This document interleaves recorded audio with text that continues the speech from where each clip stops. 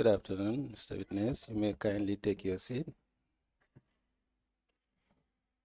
For continuation of your testimony before this Commission of Enquiry into Local Government Councils and related matters, I want to remind you again that you are still on the oath before I hand you over to Madam Chair for us to proceed. Thank you. Madam Chair, over to you.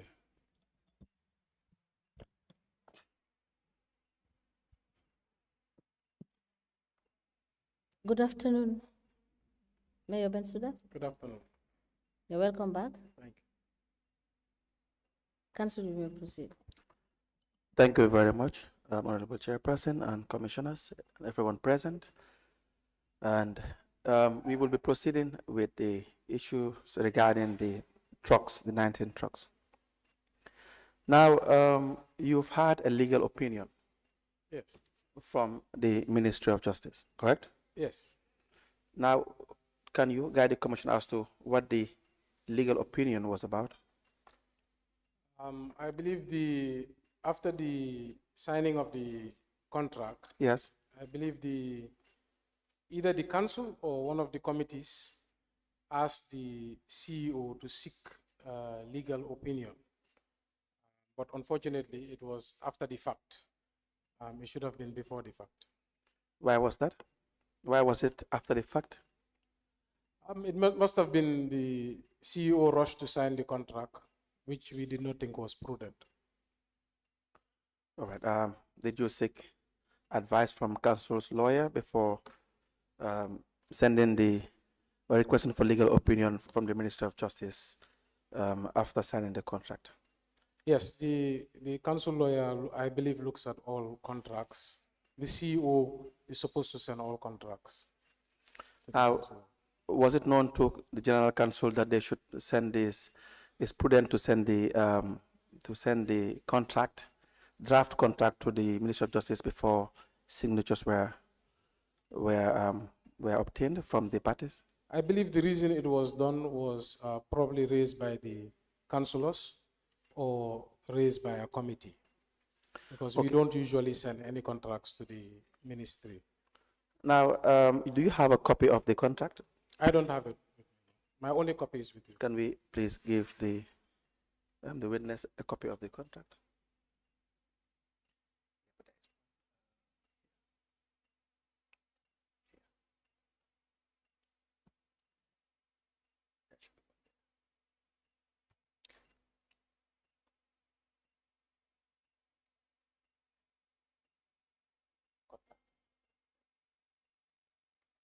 Now, some issues were highlighted in the legal opinion.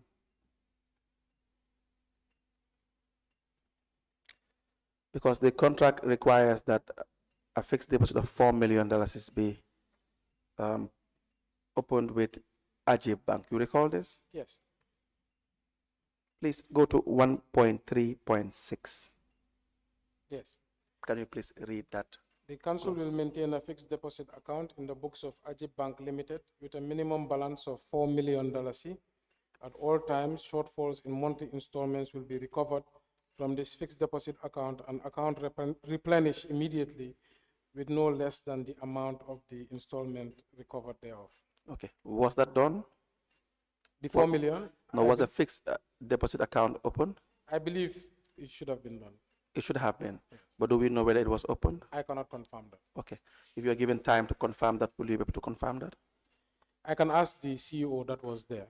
Okay.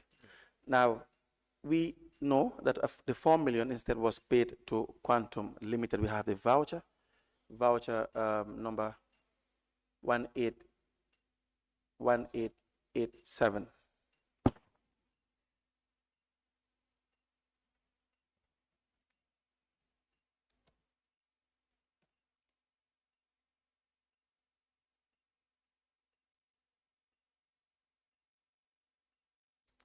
Do you recognize that voucher?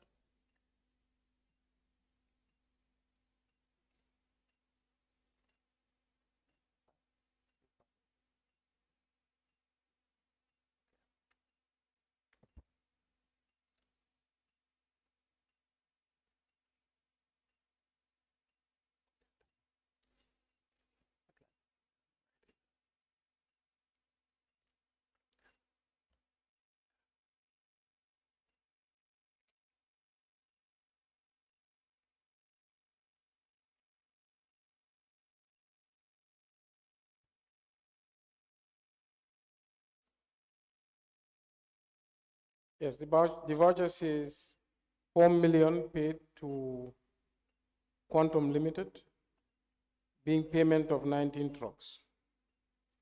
Okay, thank you. May I please have the voucher so that I apply to have it admitted into evidence? I've confirmed with the registrar it is not in evidence.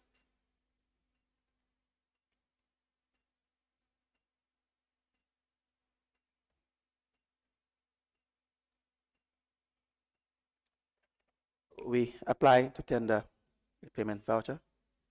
The number is 181887. The date is 15th of March 2019. Attached to the voucher is a letter from Espas Motors Quantum Limited. It is 13th of March 2019. Requesting for deposit of proceeds of the operations of KMC garbage compactor trucks, skip trucks, and septic emptier in account number 101010100009720. It is signed by Jim Gay and Usman Kebe. Jim Gay is the sales manager, Usman Kebe the general manager.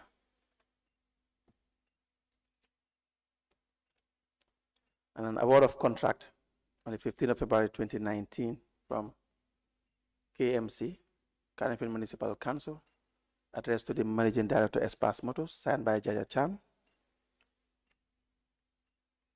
The agreement document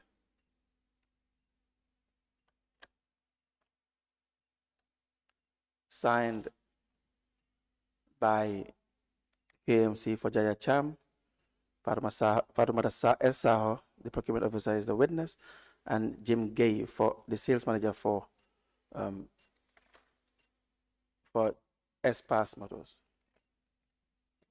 to be admitted into evidence and marked as an exhibit.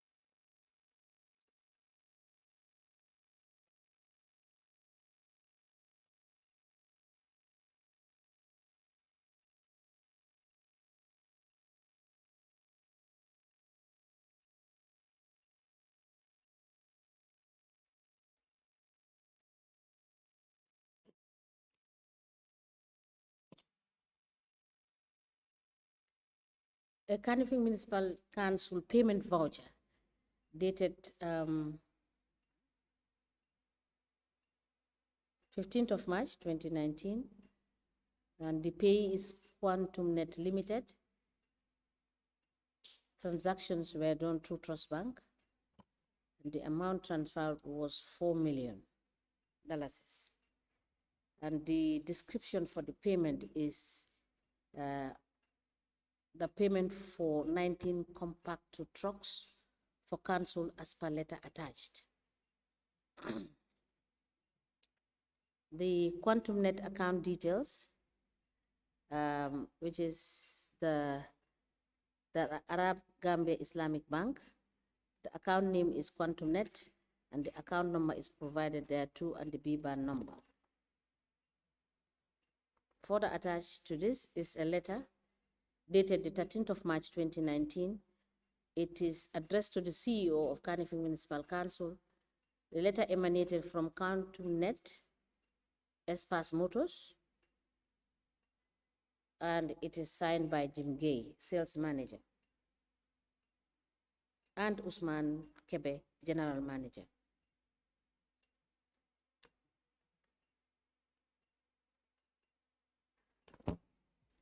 A letter dated the 15th of February 2019. It is addressed to the managing director, Espas Motors, and the subject of the letter is award of contract.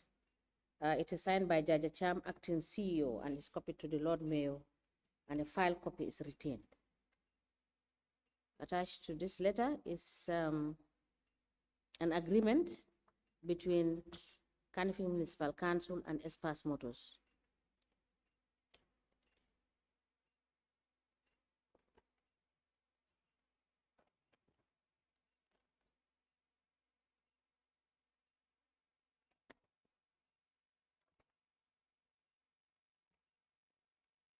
The final document is dated the 15th of March 2019.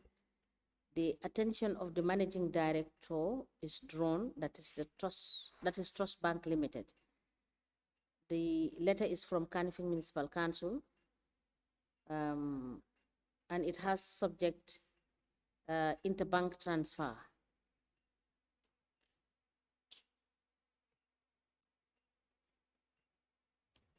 The letter is signed indicating an authorized signature, 2 signatures thereof.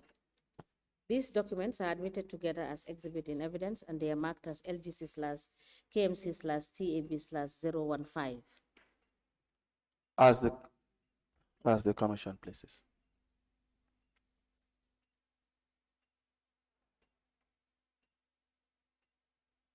May I please have that document so that you use exhibit 015? 015. Thank you. Yes, 1.3.6 requires that there be a fixed deposit account. So we don't see an evidence of deposit account, fixed deposit account, but what we see is a payment directly made to Quantum, correct? Yes. Good. Now, on what basis was that payment made directly to Quantum? So in your document you provided just now, there's a page you noted duty, and there's a letter there titled restructuring of loan facility, Right. dated, I think, September 2019. So when I read the letter, it was indicating that KMC had not yet funded the fixed deposit account and was asking Ajib for more time because there was unpredicted duty charged of 13.1 million. So that indicates to me that the fixed deposit was not funded, and the 4 million here is a part payment. Okay. Now, the part payment of what? Towards the trucks. Towards the trucks. Is that would not be in line with the agreement, would it be? The agreement is signed in March.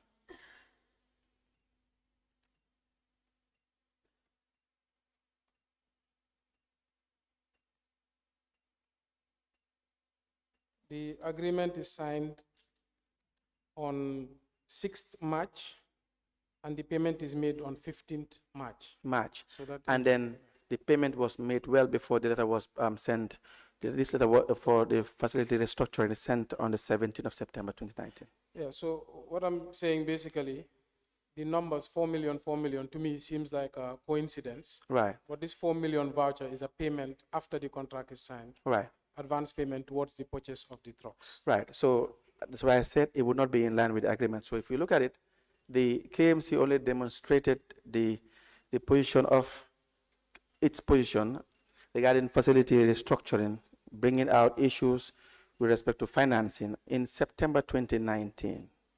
But they have already had $4 million, which should have been deposited in a fixed deposit account. So if the $4 million existed and is with KMC, they have that money, why not open the fixed deposit account in accordance with the agreement? So the payment is in line with the agreement. The 4 million is an advance payment towards the purchase of the trucks. Right. Because that first year we should have paid, I don't know how much amount, but Right. we should finance the trucks over 3 years. Right. So that 4 million is an advance payment after the contract is signed. Right. Now the 4 million fixed deposit is something that the bank came up with, or Espas, and they said in case KMC was falling behind its schedule of payments that agreed, they will use that fixed deposit. But as per September, it seems that it was not in place because KMC was having cash flow issues. Yes. After the 13.1 million. Yes. Dues. So the agreement was not varied, was it?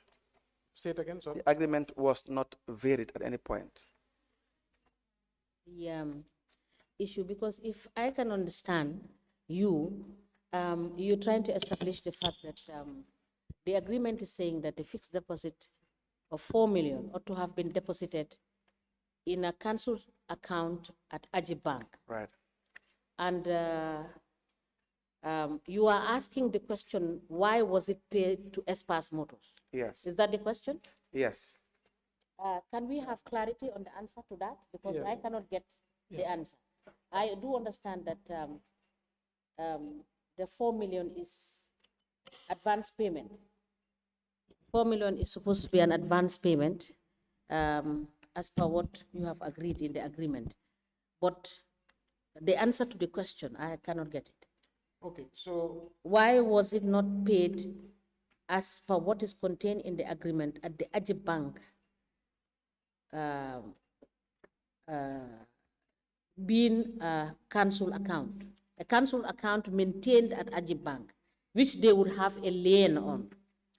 yes, so what I understand from the documents Yes. and what my memory can serve is that the numbers 4 are for two different activities, but because they are 4 million, it creates confusion. The 4 million voucher is advance payment against the contract, the purchase of the trucks, this voucher. So this was paid after the signage of the contract with Espas Motors. So the 4 million was an advance payment or an initial payment. Now the fixed deposit, which is what Ajib wants us to maintain, sort of to cover any shortfalls, was not in place at this time. And based on the letter I just read, even as of September, it was still not in place. And the council was asking them to delay it because we have a 13.1 million duty charge. So though the numbers are similar, it's for unrelated transactions. Council, proceed. Yes. So we go back to it. Now the contract. May I have the voucher, please?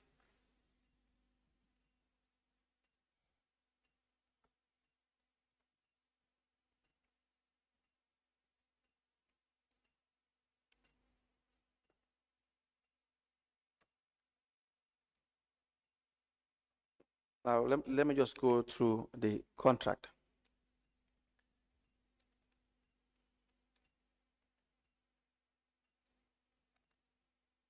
It says on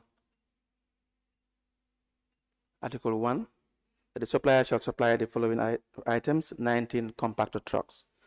1.2, the trucks shall fully conform to the detailed description set out in the technical specification. Now 1.3, the contract includes the provisions of 1.3.1, manufacturers recommended spare parts for a period of 3 years. 1.3.2, accessories and consumables necessary for normal operations of the goods during 3 years and as set out in the technical specification. 1.3.3, the supplier should provide a list of all essential spare parts and the current prices. And you go to 1.3.5, the procurement of the waste of the trucks will be done by the ward development committees and facilitated by the KMC.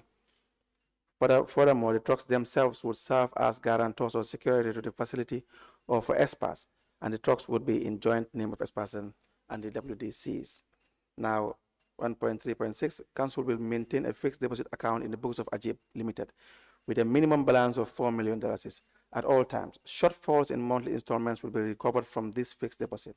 There the agreement is that the ward committees would be financing the trucks, correct? Yes. Good. And so there would not be any need for an advance payment from KMC directly unless there were shortfalls from the ward development committees. You understand that? So if the committees are not paying as required, then KMC perhaps may have an obligation to pay. That is the essence of the 4 million. Yes, so the formula was that the trucks would be charging, right, and then reporting to the WDCs, right, and KMC would subsidize the WDCs. Yes. But if I can remember correctly, right, the administration was not comfortable with that, right, because they did not want basically non-council staff handling the cash, yes, and they were fearful of leakages and accountability issues. So somewhere along the line, of that discussion, it changed that let the administration handle the Mbalit project. Okay, but this is strictly with respect to the contract that is signed. The contract still reflects that the 1.3.5, that the procurement of the trucks will be done by the Ward Development Committee. Is now the contract that's now been signed by both parties, correct? Yes. And so the contracts would be binding to the parties, correct? Yes. Good. So if it says that the procurement of the trucks will be done by the Ward Development Committees, what does that mean? So I would need to get the full information. Like I said, the administration is directly dealing with this. But from my recollection, what we agreed, I think I was also pushing for it, that we should avoid non-council staff handling cash. Right. And the WDCs were not secure to handle millions of dollars. So the fear was leakages. Yes. Now the 4 million advance, how they agreed with the administration, I cannot recall the exact details. What I know is SPAS wanted an advance because remember the WDCs, even if they were operating the trucks, would not be able to generate revenue until the trucks had arrived. Yes. And at that point, the trucks hadn't arrived. Okay. So that if we are to go by the agreement that was signed between SPAS Motors and KMC, it is the Ward Development Truck Committees that were procuring the trucks, going by the agreement 1.3.5. Through the facilitation of KMC. Yes. Now, that facilitation, is it defined what it means in, Well, in this agreement? I think you have a copy. I don't in have that. a copy here. The agreement should be there in that document. We have it. Okay. You can use this copy. 1.3.5.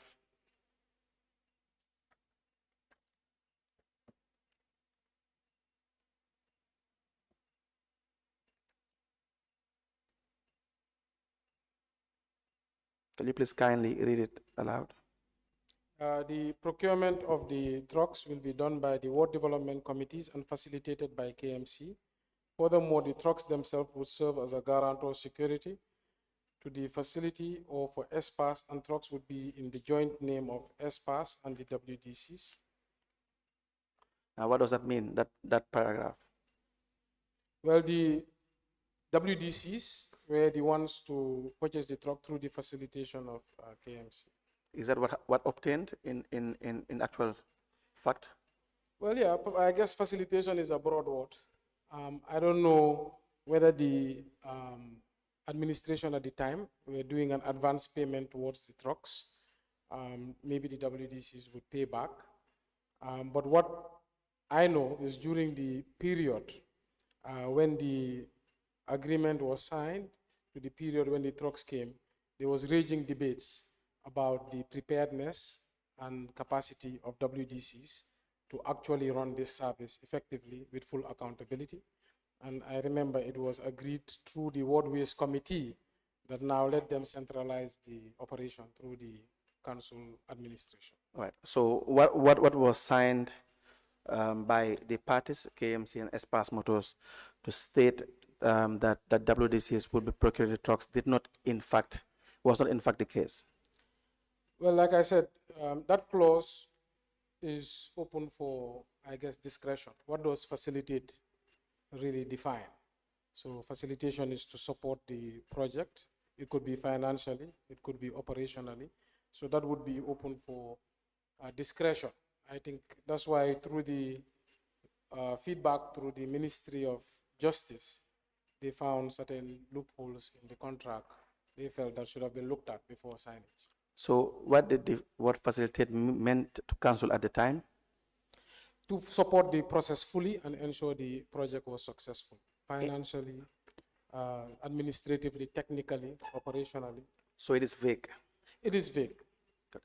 And it would be proper to have a very specific terms of contract if you are to engage into a contract like this. The contract could have been made better. Better. Yeah. Okay.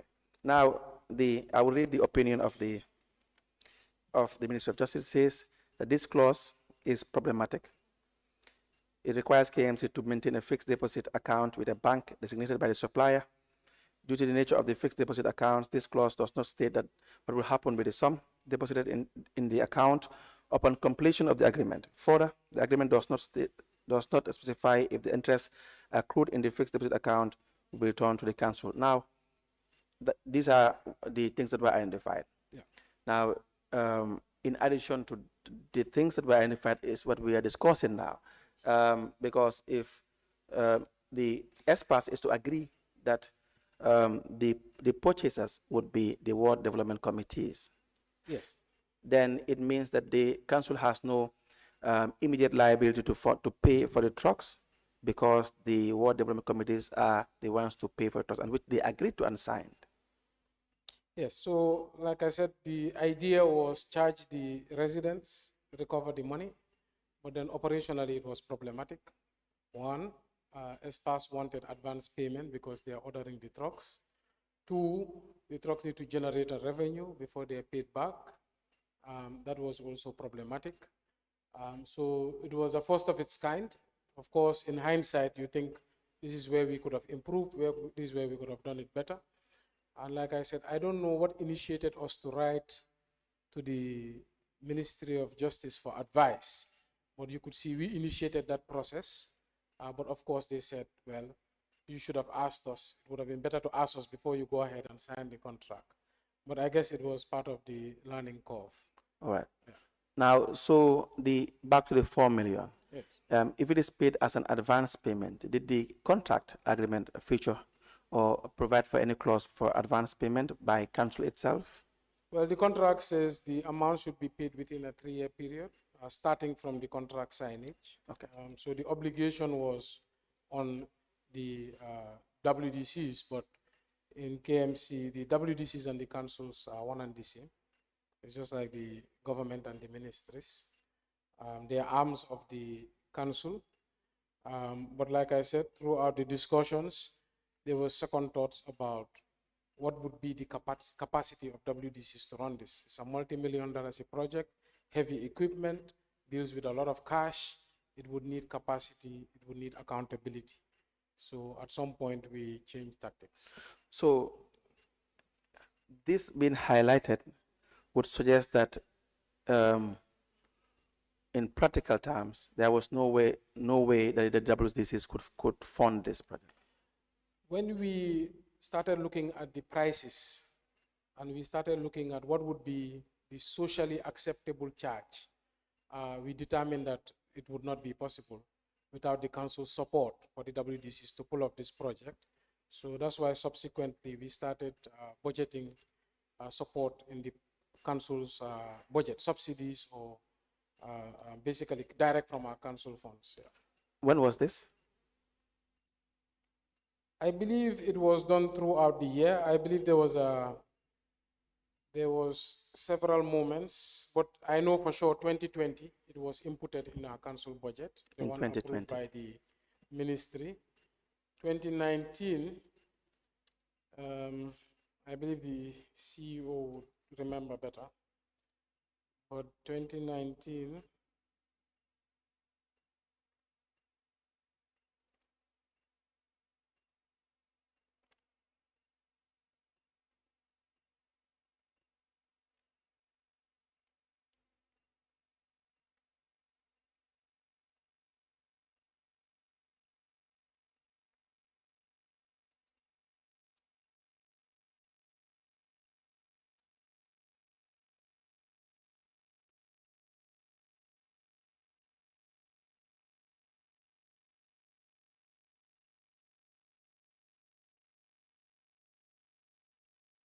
In 2019, there was a submission to the ministry. No, sorry, this is 2018. Sorry. Okay, this was 2018 supplementary budget request to the ministry. I brought it because there was another issue we were discussing. But usually there's violence and there should be a request for supplementary budget. I could find one for 2018, but not for 2019.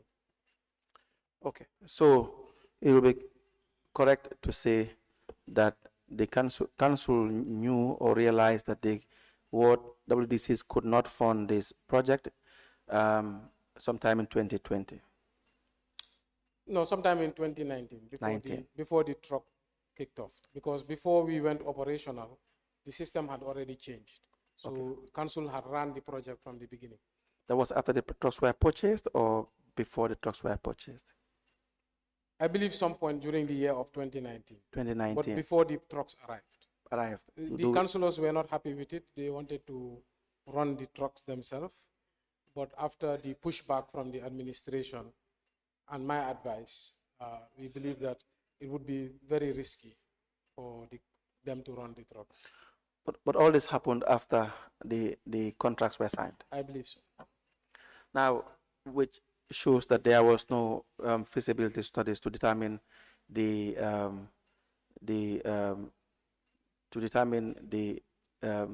pros and the cons of the project prior to the contract was signed. So the project manager was running surveys, what I remember. What he was running was different surveys.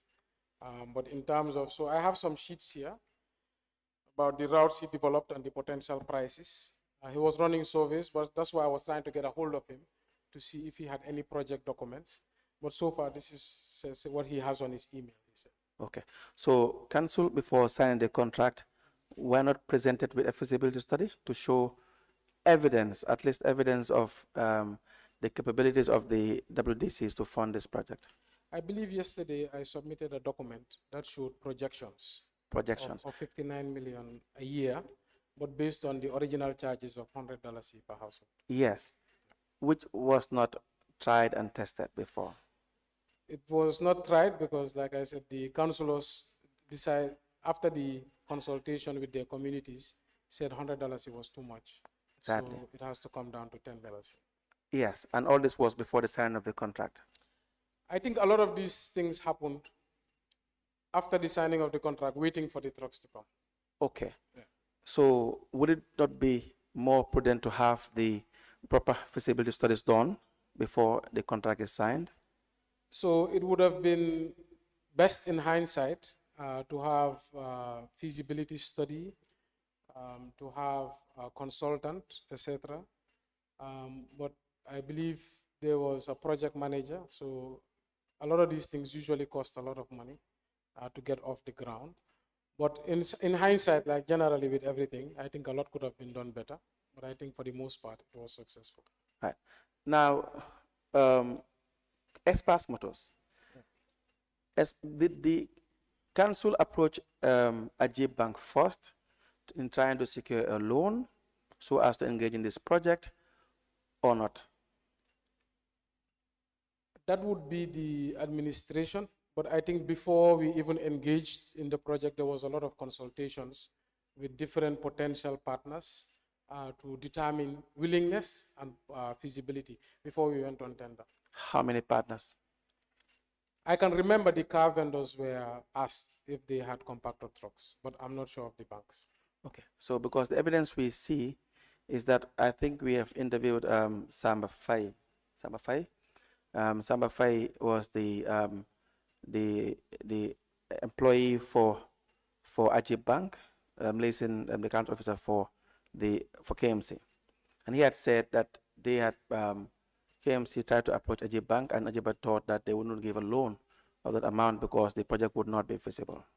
Yes, so like I said, at the initial stages in 2018, viable, sorry. Yes, there was a lot of consultation because it was to proof of concept, is to test the idea. Is it feasible? Is not feasible?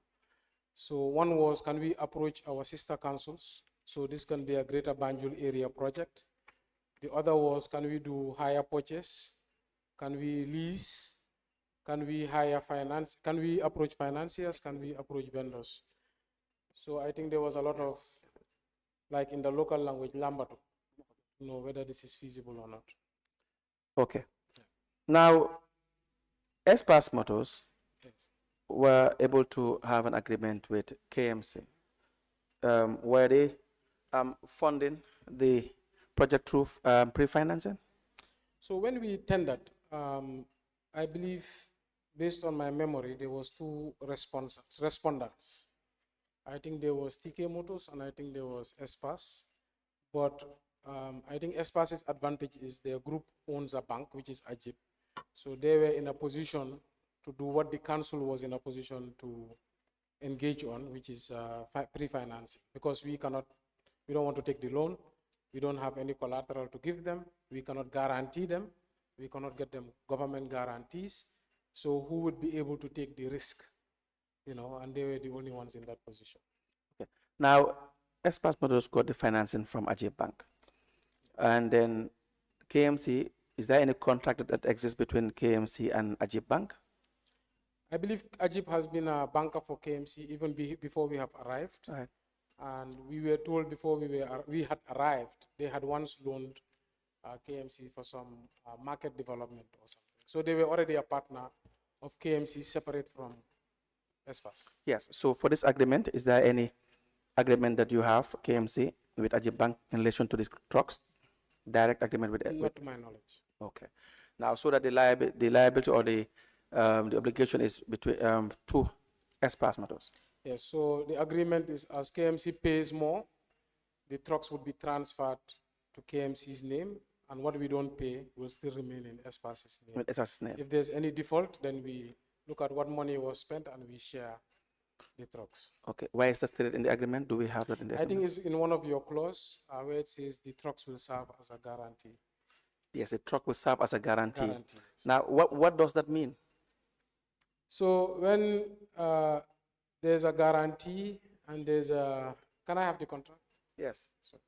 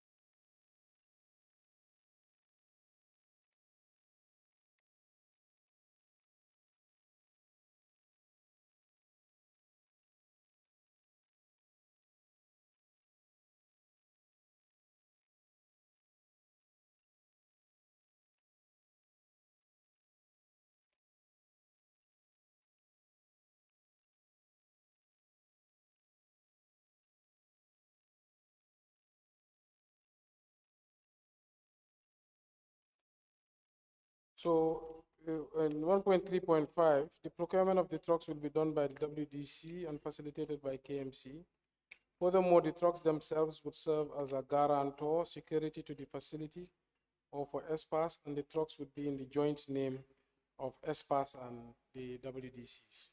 So the reason the trucks are in the joint ownership of the WDCs and Espas, if there's a breach of contract or if there's cancellation of contract, then what it implies is that we would look at the money we have paid versus the trucks we had received, and then we would basically tally. That's what it implies. So I guess that's why the Ministry of Justice says the contract should have been more detailed. Yes. So I mean, it creates issues if we don't have these express provisions to clearly state the position of each party in the contract. And I see the letter you have referred to me in the from KMC signed by Jaya Cham on the 17th of September 2019, addressed to Ajib, the managing director Ajib Bank, which raised the facility restructuring. That is to inform you that our agreement with you to maintain a 4 million deposit account in your bank as a measure to meet any shortfalls of the performance of our WDC valid operational account is still in place. Is there an agreement between, I had asked this question, is there an agreement between KMC and Ajib Bank? Not to my knowledge. I believe he was referring to the agreement with Espas. Okay. So that the reason why Jaya Cham wrote this is that when Ajib Bank was questioned as what authority they have going after KMC, because there is no agreement between Ajib Bank and KMC. They said they were authorized by Espas Motors to go after KMC. But would that be proper? Because there's no agreement between Ajib Bank and KMC? So our agreement is with Espas, not Ajib. Not Ajib Bank. So his letter should have been addressed to ESPAS and not AGIP. And not Ajay Bank. Good. Now, so the KMC subsequently paying monies to Quantum, Which is ESPAS parent which company. is Espan parent company. And then eventually, within 3 years, then the finance was, would that not amount to a loan? No, so we were avoiding, so a loan would imply several things. Imply that if we default, Right. there's consequences. Right. Would imply that we have to give collateral. Right. You know, so it's this is a financial arrangement for sure, but not in the terminology of a loan, because then the loan would have to put taxpayers' money at risk. So that's what we were avoiding. So meaning anything we pay for, we get value in return, which would be the trucks in our joint name. The advance payment, was it a financial obligation or was it a discretion? So the CEO would be best to answer that. I don't know what arrangement or discussion he had between ESPAS. What the council is concerned about is whether the set agreed amount over the 3-year period is paid for By the council and not overpaid. by WDC. Well, like I said, it changed. On paper, it did not change. On the contract, there was no addendum to the contract. There was no addendum to the contract, but I believe it changed through the Ward Waste Committee and the council discussions. Now, why was there no need for an addendum to the contract to remedy these vague clauses? Well, like I said, in hindsight, there's many things that could have been improved and done better. Definitely, like I said, we pushed opinion to the Ministry of Justice, which should have been done before the signage of the contract. Right. So there's a lot of things that could have been done much better, for sure. So that's why I said it appears to be and have all the hallmarks of a loan. And if it is not a loan, how would we describe it? Because it is either a direct payment, direct purchase, or a loan agreement, because KMC did not for sure make a direct payment to the ESPAS models, correct? No, our payments were to ESPAS, the ESPAS AGIP account. To AGIP account, to AGIP. No, The payments, ESPAS has an AGIP account. AGIP account, yes. So that's why I said the payments were made, they were instrumental payments, which were not provided for by the contract. So that if there was no direct purchase from KMC to from KMC to ESPAS models, there was no agreement for a direct purchase, which means KMC is engaged in a loan transaction from our point of view. Now, if you were to say, for instance, it's not a loan transaction, what would it be? So it's not a loan transactions. Transactions such as this can come in many forms. Public-private partnerships, joint investments. We can have a SPV, special purpose vehicle. This is, you can have a hire purchase, you can have a lease. This is, like I said, a pre-financing arrangement. So it doesn't fall under the category of a loan, because our restriction would be, how do we guarantee this? How do we provide collateral which would put the assets and wealth of the taxpayer at risk, which would need the, like I said, the ministerial approval. That's why we sent that to the Ministry of Lands. The agreement we sent to the Ministry of Lands, and they said, no, we don't have the capacity. We will forward it to our sister ministry, which is the Ministry of Justice, who gave all these advices and sent back to us through the Ministry of Lands. So it doesn't fall under the category of a loan. But like I said, there's many things that could have been done better in hindsight, but it's part of the learning curve. Okay, so if it is, just to conclude on that, if it's not a loan and it's not a direct payment, how would you describe it? Where does it fall on? It's pre-finance. Pre-finance. And if it is pre-finance, then that is what the loan is about. No. Because if they are pre-financing and they are paying first to purchase the 19 trucks and you're paying in installment, it means you have agreed with the, you as in the council have agreed with the supplier to not purchase directly. So for example, when we even have construction projects, Right. you can ask the winning bidder to pre-finance until you're in a position to pay the required installments. So it's the same arrangement.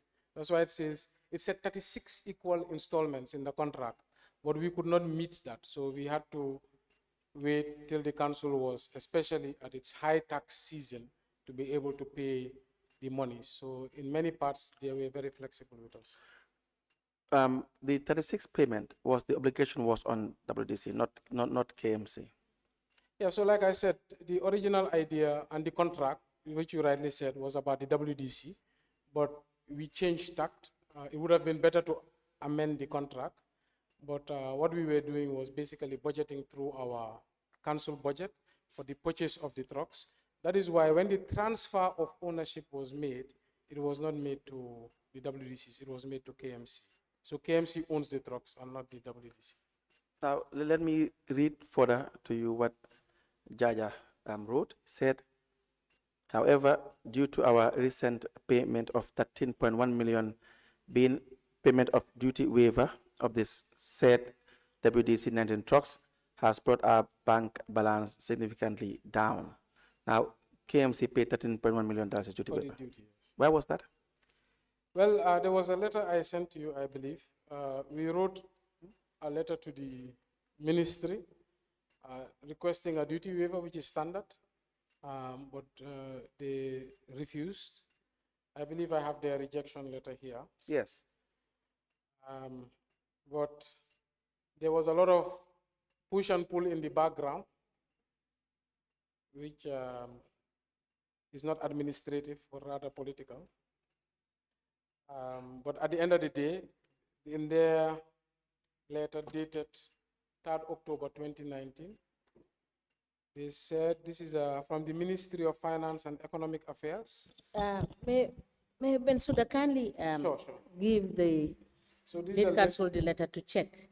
Then when we admit it, you can read it out. So this is a letter from the Ministry of Finance to Ministry of Lands in reaction to our.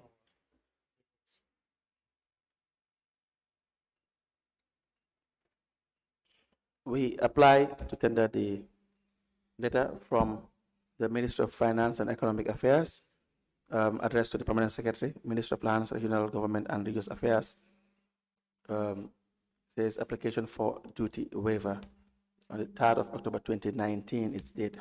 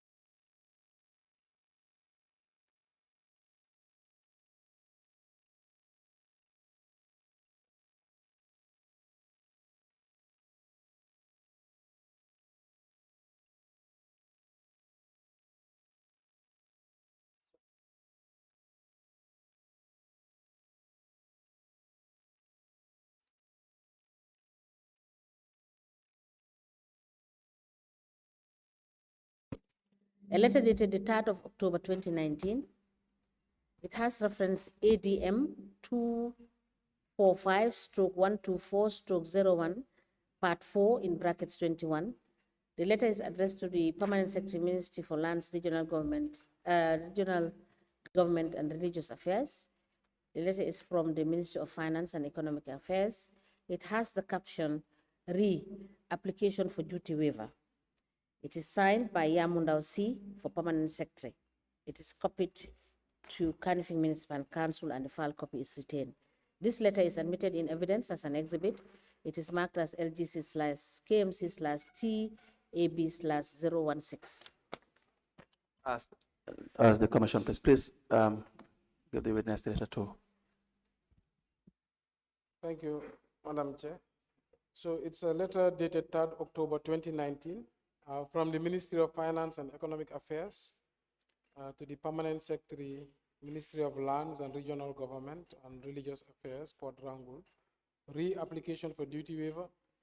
The ministry is writing in response to your letter reference LM62, etc., dated 28 September 2019, on the above subject matter on behalf of the Carnegie Municipal Council for duty and VAT exemption on waste management trucks procured through Espas Motors. The ministry is hereby informing you that your request for duty waiver cannot be granted. Therefore, KMC is advised to pay all taxes associated with the above items. We count on your usual cooperation and understanding. Yamundo C for the Permanent Secretary. May I please have the letter? So what are their reasons for not agreeing? I don't know to date.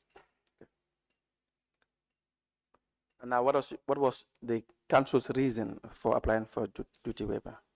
Council is a government body, so we apply for duty waivers and we always get it, but with the exception of just these trucks. Now, the importer or the supplier is who? Is Espas. Espas. Are they not supposed to be the ones to apply for duty waiver? No, so when we purchase vehicles, even after it being imported, because a lot of the vehicles come duty free, they go into certain warehouses. I forgot the name of the warehouses anyway, but duty is only paid when the vehicle is sold. Right. So in the case of government buying a vehicle, the duty is waived after approval from the Ministry of Finance and Economic Affairs.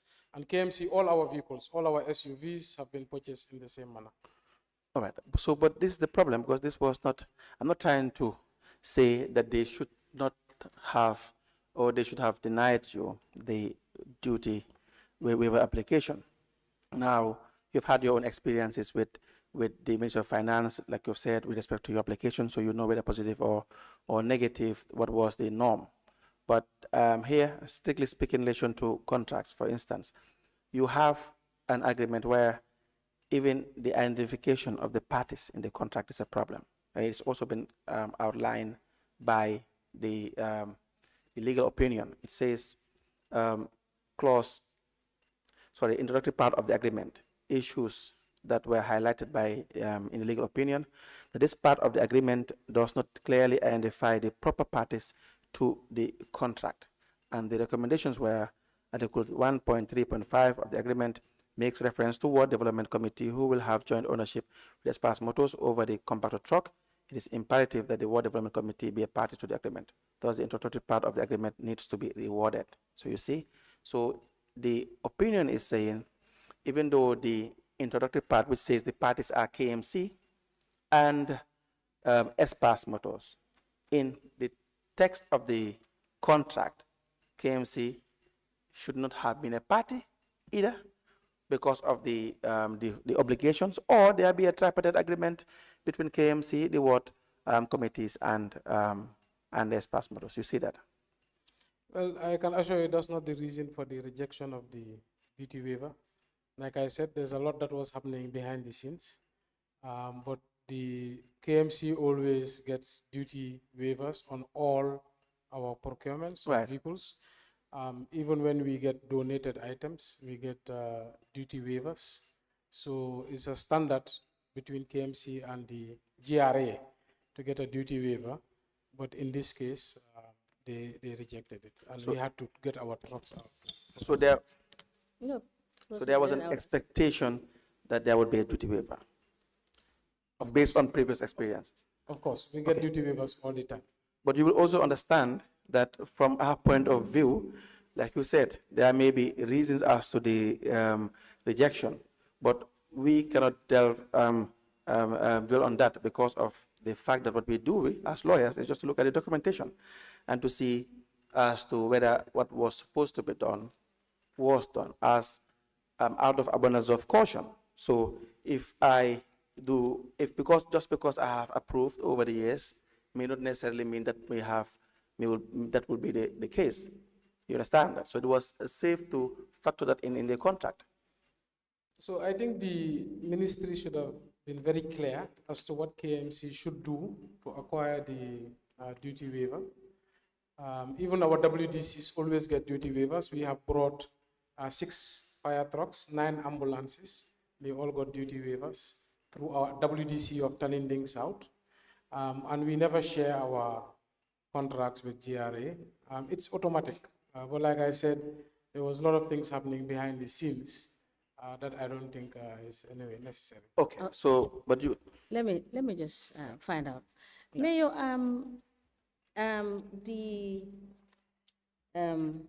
the contract was signed between KMC, and you have clearly stated that it is with Espas Models.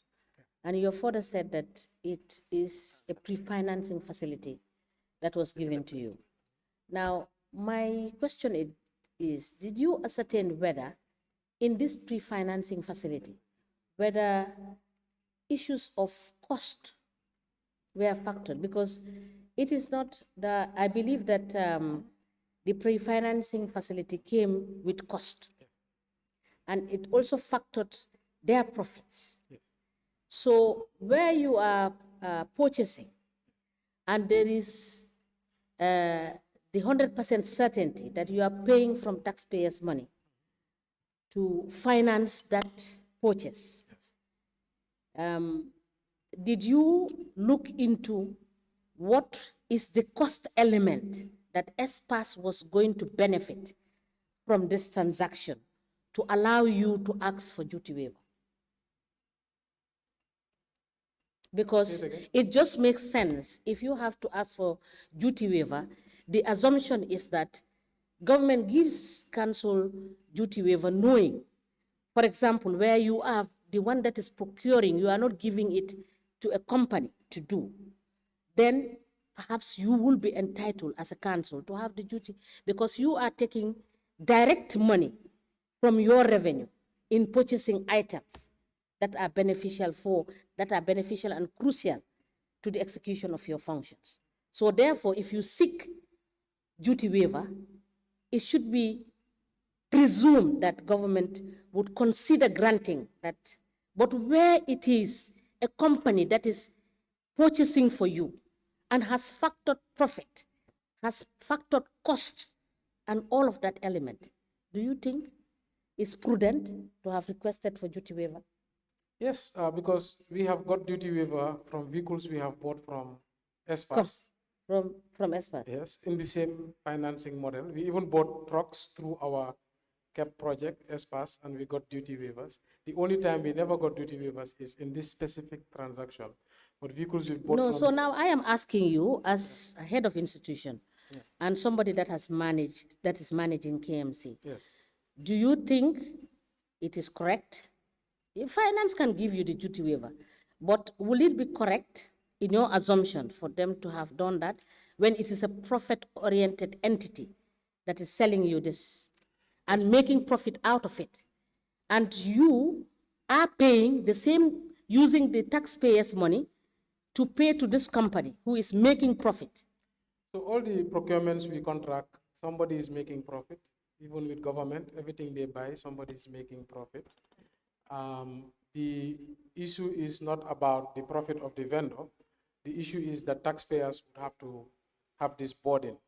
So the duty waiver. That is exactly where I am going. So the duty waiver is to remove the burden from the taxpayer. Like I said, even now, did you reflect that during the course of the procurement process? Did you reflect, for instance, did you project that if duty waiver is done after calculating what is supposed to be the duty, did you reflect that in the cost? we never think about duty because it's automatic. I think this is the first time in the history of KMC duty was charged before and after the fact. And also, you have never assumed, because as you rightly said, that it is the taxpayer that is going to bear the cost. Yes, because it's never happened. Yes, so, and it has never happened that you sat and looked at that cost element being reduced or deducted from the entire financing facility. So it was. Because if they are giving you a duty waiver, you understand, just like you said, you would have, as the beneficiary, knocked off that element from his cost. No. So the cost is before duty. So the way the vendors work, all Yes. the costs they give you are before duty. Okay. VAT and duty is for the customer to pay for. So if you are duty waiver exempt or VAT exempt, then they waive it. But if you are not exempt, then you have to pay it. Council, proceed. Yes, just to conclude on that, now it is more of a privilege that the procuring organizations have based on their arrangement with Ministry of Finance than a right that the procuring organizations have in relation to procurement for duty waiver, correct? I would say it would be a privilege if you were a private entity, Right. but if you're a public entity which belongs to the people, it's just more pain for the people. So I wouldn't consider it a privilege. I say it's a right. Okay, so a right will suggest that it is provided somewhere in regulations because financial institutions or government institutions are guided by regulation. So, for instance, there must have been a clause or a law that states that when procuring vehicles or engaging in procurement, that government should or shall provide duty waiver. Do we have that? Well, I believe GRA has a list of duty waiver exempt or people who are qualified for duty waiver. But like I said, at the end of the day, it's their decision. But we believe that KMC is qualified because we have gotten duty waivers before this transaction.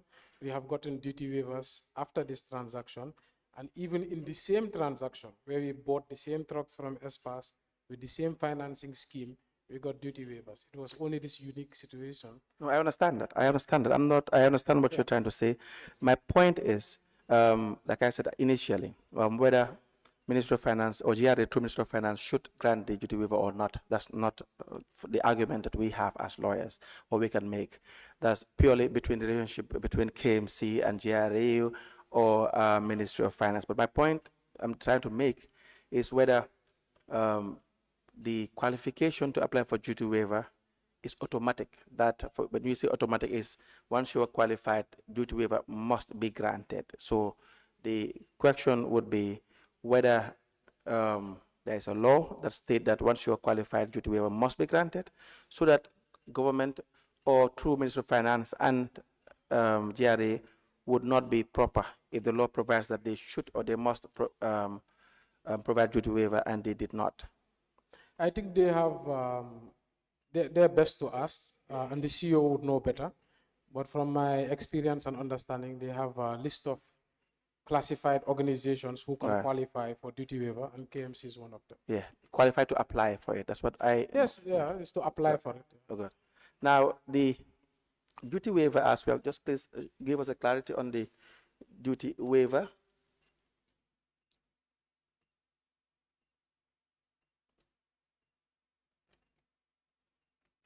The Mr. Cham on 17 September 2019 said the payment was not planned for on budget as the council was looking forward to a duty waiver approval on the vehicles. For your information, the council has forwarded a duty waiver application to the finance ministry through our parent ministry to claim our funds back. And so the 13.1 million was already paid by council before the application for duty waiver. When we got the rejection, we had an emergency general council meeting. Yes. That the ministry was not willing to support our application. Right. And that's where we decided to pay for it, I believe. Okay, but the rejection, is this one you're referring to the one you have provided? Or is there any other rejection aside from this one? I cannot remember. Like I said, it was a tense period. We were almost fighting. We got the rejection from GRA and the ministry. But then the trucks had to come out. So we had an emergency general council, voted to pay for the waiver. And then I think that was on the advice of GRA. Just pay for it, and then after you can reclaim it from the government. Do we have any communications between KMC and GRA? No, I don't. I remember it was very tense. Okay. Period. It was more verbal than written. I cannot. You cannot recall. All I remember, there was a big fight. Okay, so that was why I am trying to highlight that part where the rejection was way after the payment was done. Now, Ajib Bank or Espas Motors. Did KMC engage Ajib Bank before the tenders were advertised? I believe the administration engaged during the proof of concept, all the potential vehicle vendors, Okay, so including ESPAS. at the same time, or was one company given privilege of being engaged in relation to this purchase prior to the advertisement being I rolled believe out? all should have been engaged. The big Okay. ones, the credible The big ones. Now I have, sorry, I'm trying to locate my reading glasses. I have the Carnegie Municipal Council Contracts Committee meeting dated the 14th of January 2019. Now, in the minutes of meeting,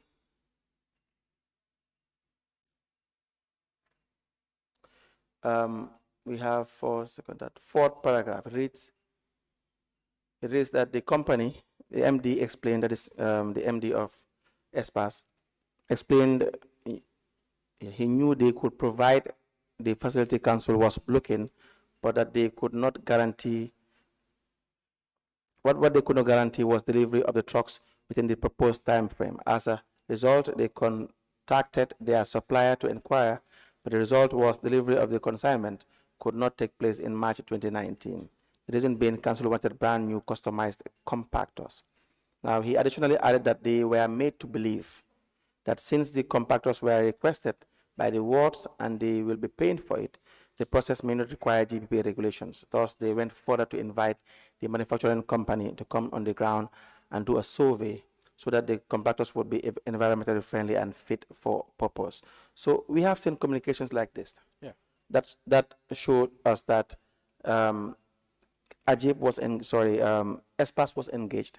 Even in 2018, ESPAS was engaged, and then there was deep conversation and negotiations with respect to the trucks well before they start to realize that they have to follow GPA regulations. Were you aware of this? Yes, so what I was aware was they were doing proof of concept, Right. Knowing if there was vendors who are able to do it. But like you said, in that conversation, they were thinking that maybe they can go ahead because it's through the WDCs. They will not need GPPA, Right. because it's not through KMC. Good. But I believe that recommendation or that discussion was rejected at some point. That's why they were asked to go back to the proper tender process. Yes, which Ajib eventually won because they have already invested in this. They've already invested before the bids were advertised. They've already invited the manufacturers on the ground to do a study, understand that, so that if they now eventually emerge as the winners, it would not show that there was a fair process, that one was not at disadvantage over the other. Well, like I said, given the concept initially taken, the contracts committee was thinking, okay, this is an agreement between WDC and the vendor. Right. Has nothing to do with KMC, but then they were rejected. But from my recollection, when the tender went out, the only, I think there was two bidders, TK Motors, I believe, and ESPAS. Yes. But only ESPAS was willing to do a pre-financing arrangement, which the council could only do because we didn't have cash sitting in our accounts to procure these vehicles. Now, ESPAS Motors, the position of the contracts committee did not subsequently change at any point because they had maintained that they needed to have to know the nitty-gritties of the contract. So you can see even the contract itself showed exactly what they were saying in the minutes of the 14th January 2019, that the agreement is between ESPAS Motors and the World Development Committees who would be financing the trust. So that's even maintained up to the time of in March 2019 when the contract was signed. So I think that was not practicable. It is not possible for WDCs to enter into contract without KMC. And I think this is why they were pushed to go through the proper procedure, because the way they were going was not the proper procedure. as per the council's opinion. Yes, but they still didn't go through the proper procedure. That's the issue. So they signed at the time, because the signing of the contract is when the obligations are set out and agreed upon, right? So that if the position has shifted that from the WDC financing this to KMC itself financing it, the evidence of that would show in the contract. But if you look at the terms of the contract, it still depicts the idea that the WDC would be financing this. But in the headline of the contract, you will see this agreement is between KMC and Espas Moto. But in the fine print, like you said, the idea is KMC will facilitate on behalf of the WDC. Yes. But like I said, they could not engage Espas without GPPA approval and without council approval. That's why what I mean, they were pushed to go through the proper procurement process. Yes. Now, in terms of the arrangements made in the contract, that's where I agree that that could have been done better. We could have waited for the consultation of the Ministry of Justice, which is not obligatory, but is good. It's a good idea to do it. Like I said, I don't know what was the initiative to engage Ministry of Justice after the fact, but it was a bright idea by somebody. I'm not sure whether it was through the council or whether it was through a committee. Now, do we know whether there was a council resolution to change position from the WDCs engaging in financing this project to the council itself directly financing this project? So I don't think it was a council resolution. What I do remember, it was a series of discussions between the wastewater committee and the council as a body. So like I said before, sometimes the council agrees that this is the way forward, this is the best way forward, but sometimes that is not necessarily drafted into a resolution. One thing I can remember, the councillors were not very happy about that. Yes. They wanted to maintain control over the trucks, but the better judgment of the administration was, they are the accounting officers of council, and if they are supposed to facilitate, they must be in control. So even in the absence of a resolution, do we have minutes of meetings that will show that the position of the council have shifted from the WDC taking charge to council itself? We would have to do some digging during that period to know whether that was featured in the discussions. But my giving of evidence is I remember that was an issue, Yes. because I was also very fearful of the WDCs controlling these very expensive multi-million-dollar machines, Okay. and also handling cash that cannot be, fully accounted for by the CEO. Okay. So I remember I had this pushback from them as well. So in that case, is there a need for council to arrive at a decision? Yes, like I said, it was agreed eventually after deliberations that, okay, this is the best course of action. Yes. So again, how would we see evidence of that agreement? That's why I said it has to be something that should be dug out in the minutes of the discussions during that period. But what I am testifying today is I remember that agreement. So if you are to be given time here against Monday, will you be able to tell us whether you have that or not? Well, I'll be traveling. I'm not sure how long we'll be here, but I can ask the clerk to search for it. And of course, when we find it, we can provide. I will advise that you perhaps communicate to the council, Yes, I will. the commissioners in advance, so that if you have a letter, they will be better advised as to your travel arrangements, so that that would not, if the time we have, that would not in any way affect your travel. And that would not, because that would not be the intention. If it is abrupt, I wouldn't think they can do anything about it. So now the decisions of council in relation to shifting position, in relation to the signing of the contract. So when the contract was signed, what would you say was the decision of council in giving a go-ahead for council to sign an agreement with Espas? So there should be GPPA approval and there should be a council decision on the matter. Okay. Now, the approval, of course, will stem up from we have seen a GPPA approval, but we have not seen General Council's approval or agreement on the matter, stating clearly in no uncertain terms that KMC is given the go-ahead to sign a contract with Express Motors. Well, if that is not drafted, that would be a major issue in terms of why would it not be drafted? Because I remember specifically the proprietor of Espas presented to the General Council twice, Right. where a vote happened and it was unanimous.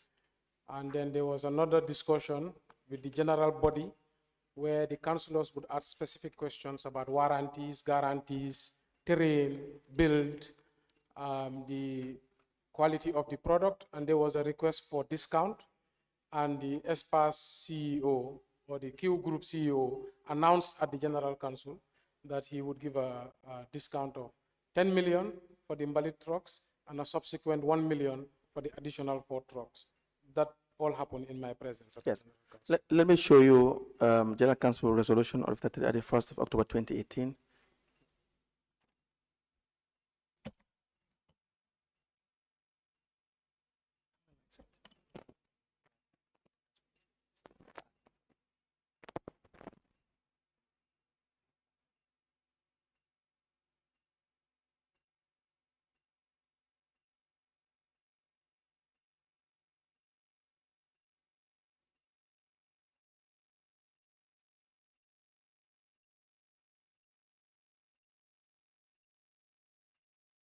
Yes.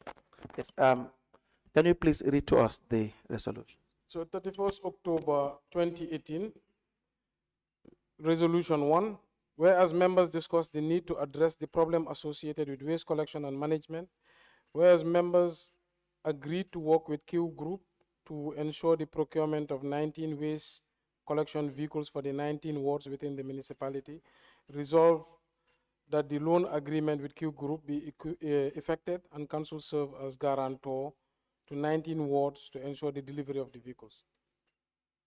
Yes. So this was certainly before the approval from GPA, correct? Yes.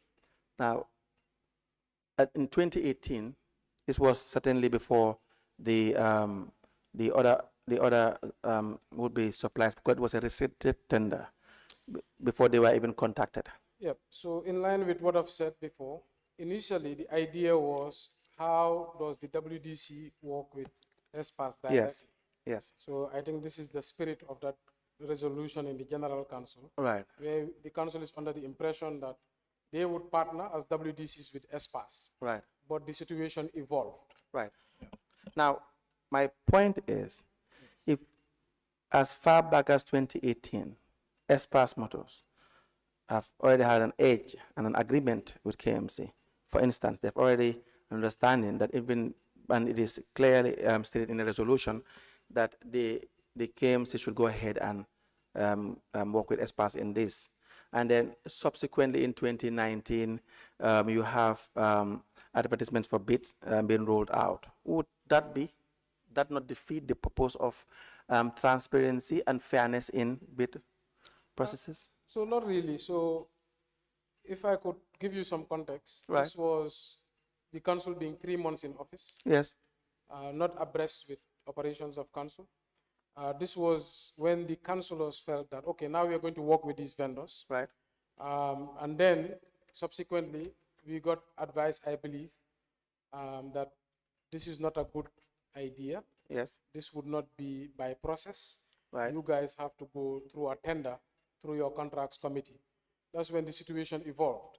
Now, of course, if the same vendor the councillors wanted to partner with bids in that competitive process and eventually wins that competitive process, people might say, okay, he already started chatting with them, etc., etc., etc. I mean, if it looks bad, doesn't mean it's bad. As far as the right procedures were followed, when the decision was making, it was the best decision at the time to the best of our ability. It was truly the best product with the best financing scheme and the best prices at the time. Then, yeah, then it's a good purchase on behalf of the council. Yes. So not the purchase. The purchase can be good. Yeah. The outcome can in fact be good. the intention would be to serve the people, which no one should can question. The idea here is the legitimacy of the process, so that if already through several deliberations that experts were invited, they had meetings with council, with contrast committees as far back as 2018, up to a point that the General Council was satisfied, and they came up with a decision that now this contract be awarded to Espas Motors. Yeah. Now you have 2019, and they said a letter resolution I read to you, the minutes of meeting I read to you, saying, well, we have to follow procurement process, we have to regularize. It seems more of a formality than a fair process to other bidders. So it is a fair process. I know it can look a certain way, but certainly the problem is when the bids were advertised, there is no respondents. So the problem is Espas cannot be competed. And that is the fact that's been proven with all the similar bids that they have been winning, recently with Birkama Area Council, Banjul City Council, even with the OIC vehicles, because they're the only group that has a bank as part of their makeup.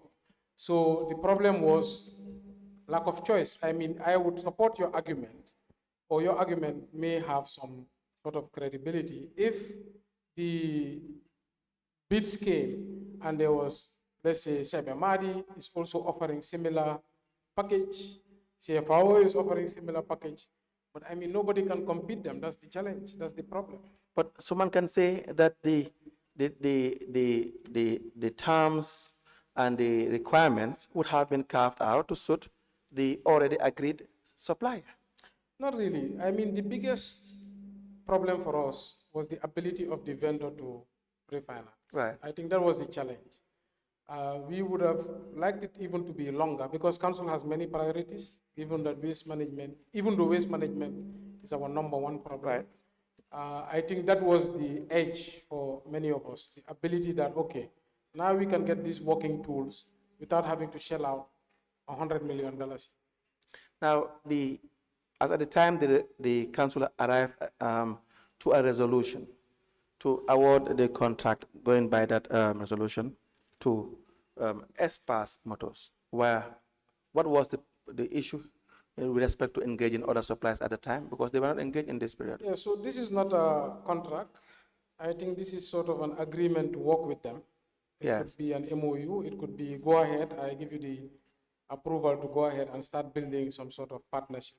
But like I said, soon after, we would have to go back and talk to the contracts committee, but I believe it's from one of the experts who said, no, this has to be through a proper procurement process, either an expert or the lawyer. But suddenly we were advised that this is not the best course of action. And that's why it was reversed. Now, I remember specifically, during the bid, if I remember, when we were sitting on the council floor, TK Motors had also bidded. But the issue for the councillors was they were not in a position to pre-finance. They wanted a 3-month payment plan, if my memory serves me correct. Now, 3 months and 3 years, I mean, you cannot compare it. Now, in 2019, January 2019, the position of the council or the contracts committee did not change. I have a contracts committee meeting minutes of the 14th of January 2019. Sorry, the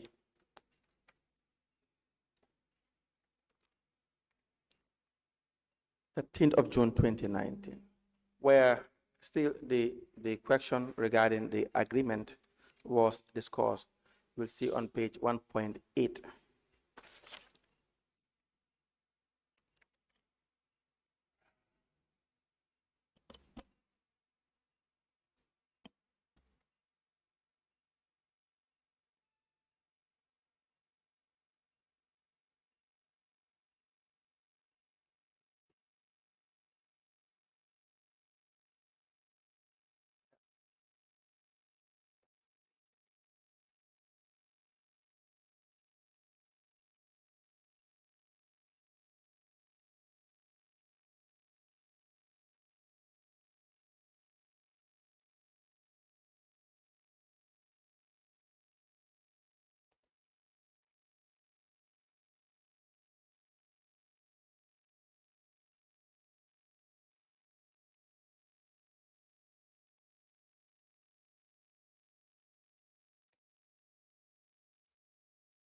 So Do you please mind this reading that? is a contract committee meeting, it Yes. seems, dated 13 June 2019. Yes. And 1.8, a question was raised about the 19 Ward Trucks contract agreement with Espas Motors, and management is assigned to share documents signed with the company for the experts in contract committee to verify and ensure it is not council but the wards that should enter into an agreement in signing the document, as well as to ensure it is clearly spelled out on the document that the truck are not council's facility but the 19 wards. Furthermore, management was advised not to sign any loan agreement with Espas Ajib, but each of the wards should sign for the respective trucks 77.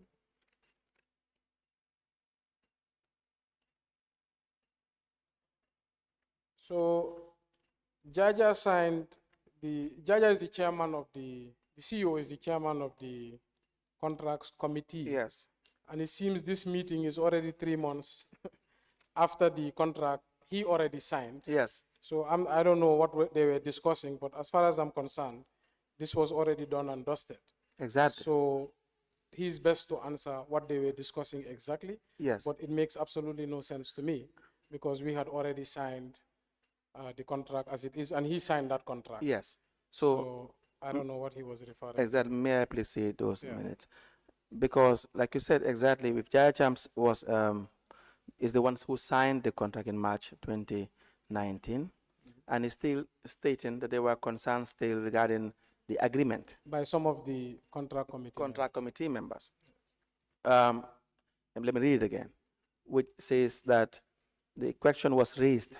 A question was raised as about the 19 Ward Trucks contract agreement with Espas Motors, and management is assigned to share documents signed with the company for the experts in the contract committee to verify and ensure it is not cancelled, but the wards that should enter into an agreement in this sign the document, as well as to ensure it is clearly spelled out on the documents that the trucks are not council's facility, but the 19 wards. Furthermore, management was advised not to sign any loan agreement with Espas, but each of the wards should sign for their respective trucks. So again, like you said, he signed in March. April, May, June, he is not saying that he's the one who is challenging the process, or to state that the press was wrong. But what he was saying is a member who raised the issue that the position of council did not change.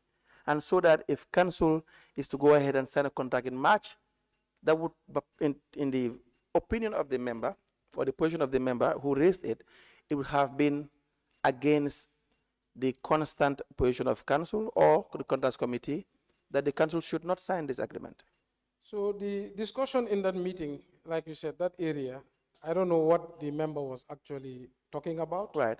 Because he's referring to a contract that's already signed. Yes. 3 months after the fact. Yes. And they are the contracts committee who recommends and deals with GPPA. Right. And he's the chairman who signed the contract. Right. So I don't know whether it's an error in the capturing of what that person was trying to express, but it makes no sense. Why would you discuss a contract that you, the contracts committee, already signed?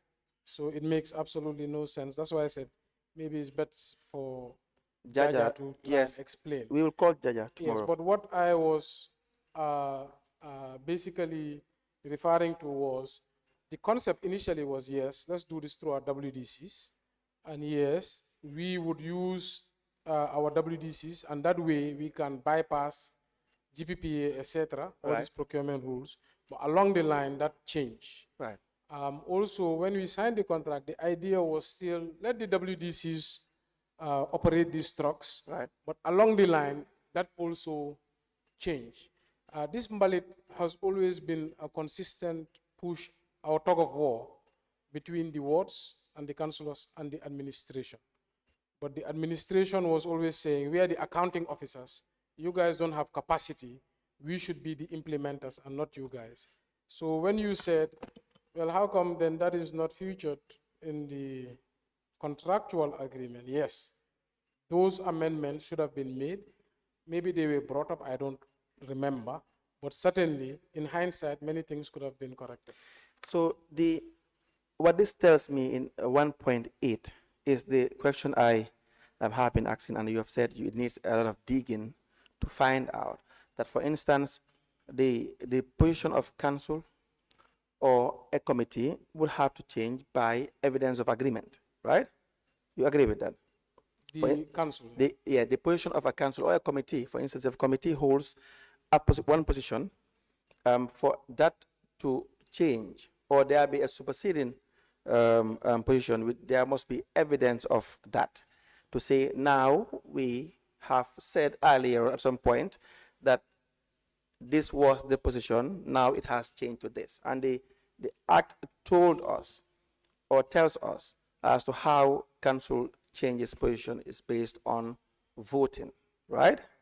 So that's why I am asking, because if it is raised in June, 3 months after the contract is signed, and I am not saying, for instance, whether the member is right to state that the position did not change, but if you look at the wordings, it is such that it is saying that management is assigned to share the document signed with the company for the experts in the contracts committee to verify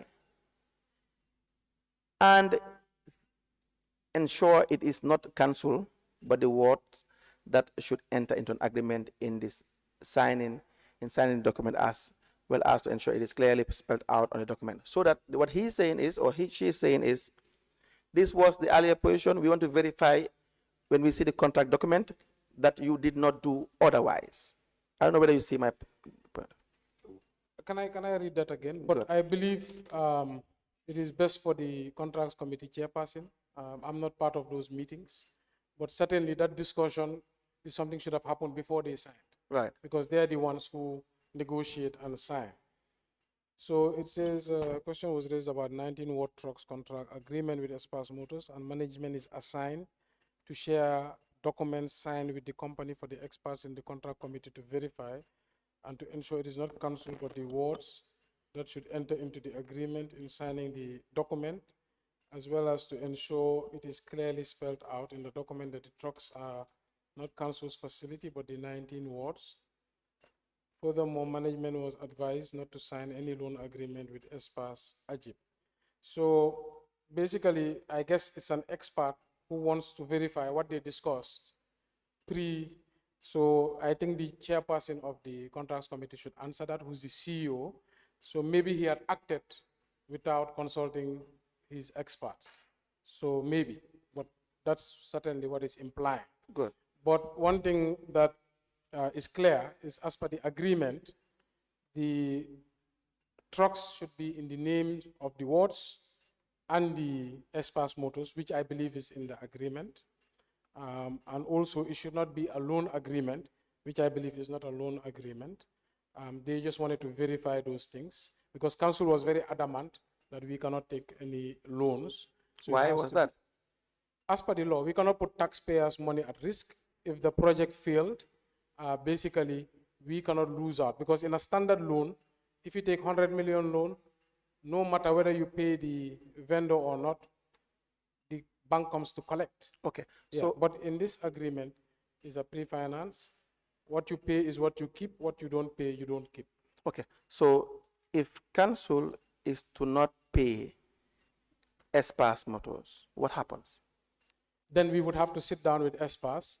We calculate the value of what is already paid, and we calculate that as far as trucks are concerned. That's why we said it's a joint ownership. So Espas cannot hold you responsible to pay the full amount? No, At all? at all.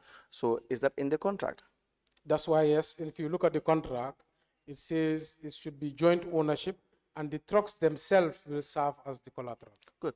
And so if that is the case, and KMC did not factor all this, they didn't factor that the trucks, so the word WDCs cannot finance this initially, and then agreement is signed, which shows that WDC will finance, that will procure this. Now that it is evident that the WDC cannot finance this, would it not just be best to not tap from other revenue lines and do exactly what you said? The amount that was paid in the beginning was $4 million or thereabout. amount that was paid, we see what we do with the trucks, and then we share the losses because the contract was not very clear in the first place. Yeah, so remember, our challenge was waste management. Right. We are servants of the community. Our goal is how do we clear waste from the communities? Right. And that was the biggest challenge in KMC. Right. If you remember 2017, rioters from the market dumped waste in front of the mayor's office. So that always serves as a guide to clear waste in our communities. And this was our best bet. Having tapped all potentials at the time, we asked government for help. That was not coming. We were looking for grants. That was not coming. So we found this model as the best way to do it. So the goal was not about, contracts or whatnot. The goal is we need trucks to fix this problem. Right. How best we can do it in the most practicable way, we would do it. Along the way, of course, in hindsight, always you say, oh, we should have tried that, we should have done that, we should have corrected that. But what the council continually does is self-correct and learn on the job. True, there's always lapses, it's normal. But to learn on the job, adjust accordingly, consult, turn in the right corners, and avoid big blunders that would collapse the council.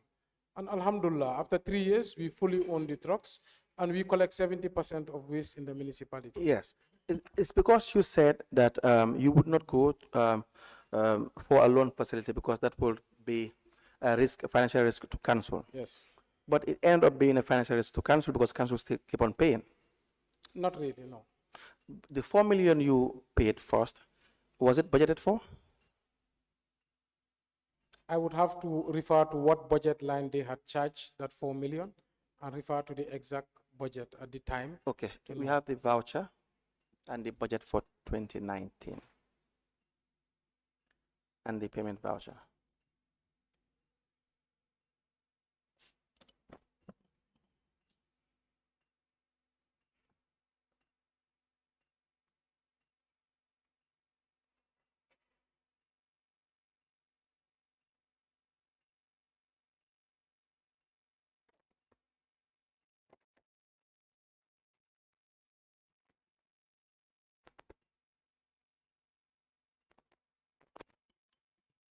Whilst we are looking at it, okay, see here. Do you have the voucher with you? No. Okay. Is the voucher with you? No, the voucher is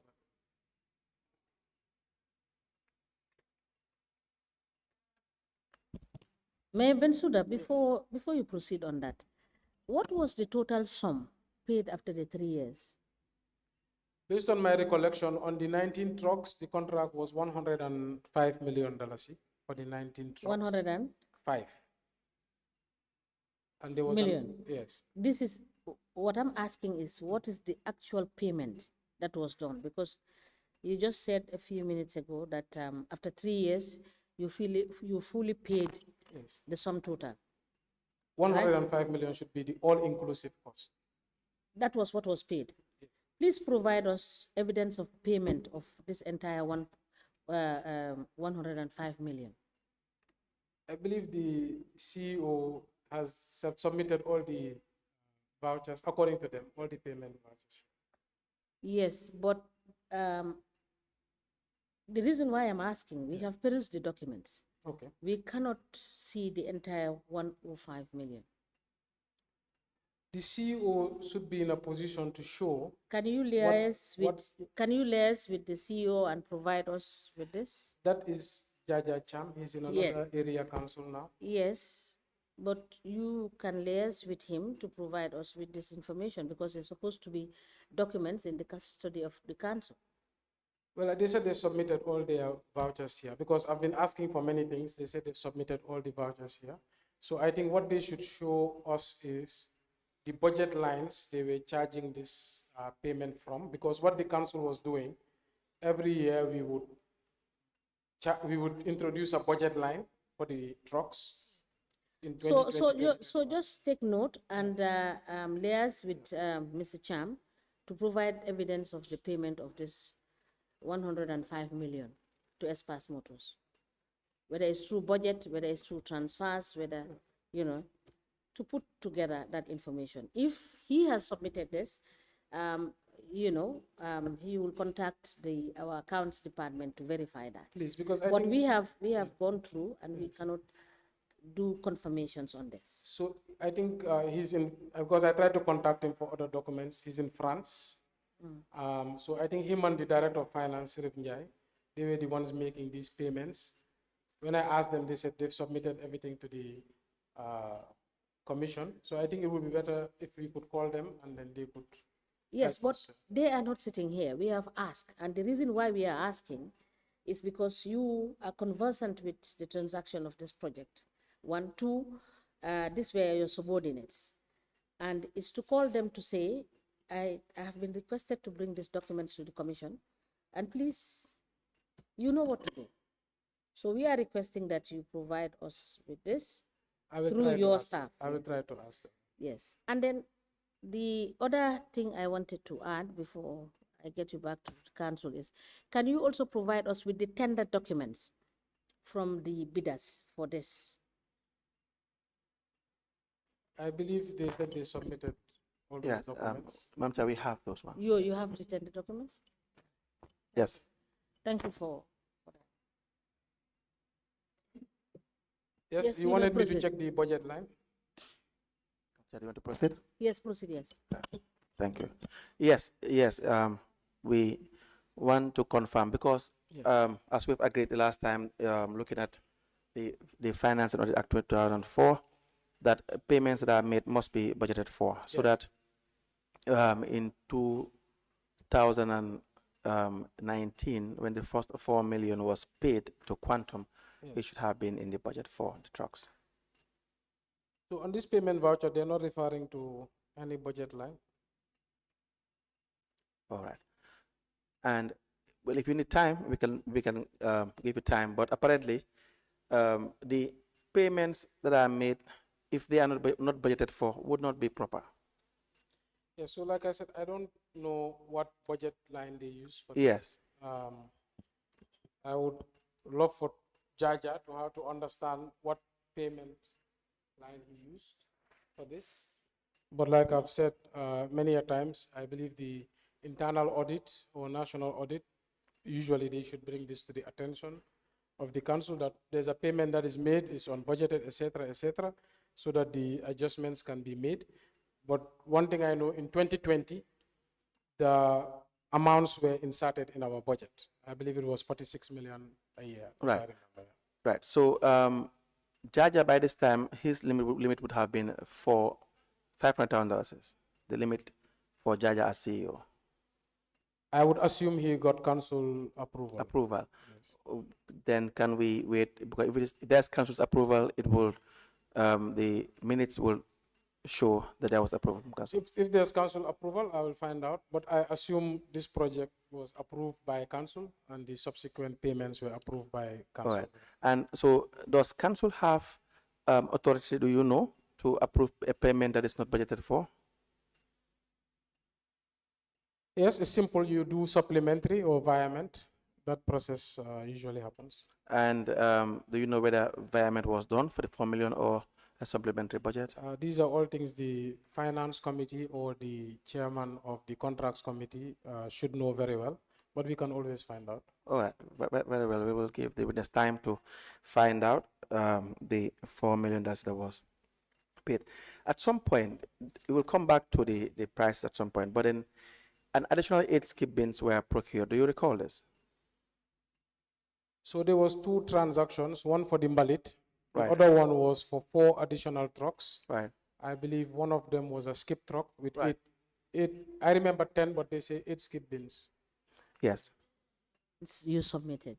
There were 2 skip trucks. Okay, 2 skip trucks. Yes. And The documents we it admitted should have been yesterday. 10 skip bins. I'm not sure, maybe it's 8. Do we know whether this was subjected to procurement process? I believe they were going through the same process as the Mbalit trucks. Okay. Now, we know the 8 skip bins were not subjected to any procurement process.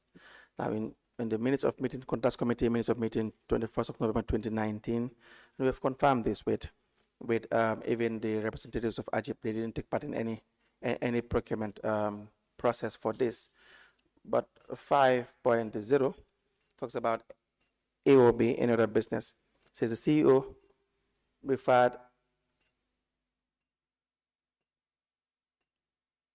Sorry, 5.2. He further informed the meeting that after accepting to order and supply the additional 8 bins from the same manufacturer of two bins that come with the skip trucks to be procured, Espas Motors has delivered the bins at a unit price of $450,000, is totaling to 3.6. Observe that in efforts to verify the market price of the bins, management has sought for a quota from another company for locally made bins at a cost of $250,000 each. After thorough discussion on the matter, the meetings has suggested that management to invite Espas for a negotiation in the price that they offered compared to the other company that was way below their price. Now in this 5.2, they were discussing the bins that Espas was charging $450,000, and which total would be 3.6 million. And when they found out through market research, they realized a bin would cost $250,000. Was this known to council? So the skip bins are bought with the skips. So I don't know why that discussion should come up, because the reason you buy a skip truck is to have a complementary skip bin. So skip bins come as a complementary product to skip trucks. Right. Other skip truck is useless. Yes. So basically, I don't know why it was not part of the purchase. Like Good. the CEO is best to answer that. Right. Because you cannot buy a skip truck of a certain specification and then go buy a skip bin which is not of that specification. We even had an issue in the case of Ibo Town Badala. We had a project sponsor one skip bin, and the councillor decided that they wanted to do a local, I think it was a WDC project called the PSUP through the Ministry of Lands and Local Government. So they gave the funds to the WDC. The councillor, instead of going to Espas, decided the WDC is going to go to a local welding person. They created a skip bin, it's still stuck in Ibo Town Badala because there's no compatibility with our trucks. Our trucks cannot lift it. Good. So when you are buying a skip truck, you should always buy the complementary skip bin. Yes. Or it's not compatible. Exactly. So very correct. Now, how would council supervise this? Because to make sure that the additional procurement that was done, if there is need to do additional procurement based on the fault of council through its committees as well, through its committees, would it be right to go ahead with the procurement without following due process? Well, they have to follow the due process, meaning they have to go through another procurement. So like I said, the chairman of the committee, I can't remember whether this was ever brought to the council. I assumed it was part of one purchase. The same with the truck. So 5.1 reads, the CEO referred the committee to its decision at the 31st December meeting for the acquisition of 8 additional skip trucks, buckets, in bracket bins, that was oversighted in the specification during the procurement process of the council trucks. He emphasized that on a monthly basis, council outsources the management of the various communal dump sites at strategic positions within the municipality at an exorbitant cost, and it is prudent to provide an everlasting solution. So again, the bins together with the trucks, so the skip trucks, you realize that 8 of them were still subjected to procurement without following GP regulations. So I guess he realized there was an oversight issue. So they should have come back through the same process to correct that oversight issue. Now, but we assume that it came please. as a complementary product. Okay. Now, what was council's responsibility in making sure? Because if we talk about back to the issue of authorization for withdrawal, and the CEO at the time who signs checks and the finance director together, they know they cannot sign checks of these amounts without following due process. The limit at the time was $500,000. Now, who has the responsibility to make sure they perform their oversight function in making sure that there is procurement adherence and procedures? So this could be traced by internal audit. It could be traced by the finance committee, local government accounts committee, or the national audit office. But to my knowledge, nobody traced this. Now, were they delivered?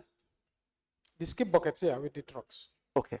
Now, if they were delivered, would that not, because the approval is only for 19 trucks.